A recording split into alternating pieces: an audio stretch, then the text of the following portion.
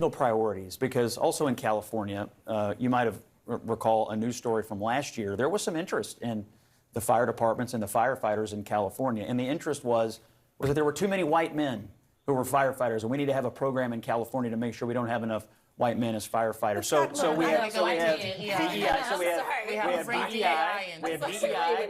cuts, and yet I'm wondering now, if your house is burning down, how much do you care what color the firefighters are? You can respond, and then Listen, I am so tired. You know what? There was an article that just came out that said that actually the most educated demographic in this country right now is black women.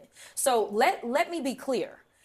Because you are a woman, or because I know that some of the right has been sharing these photos of the fact that I believe that the fire chief may be a woman or something, that has nothing to do with it. We are looking at qualifications. What diversity, equity, and inclusion has always been about is saying, you know what?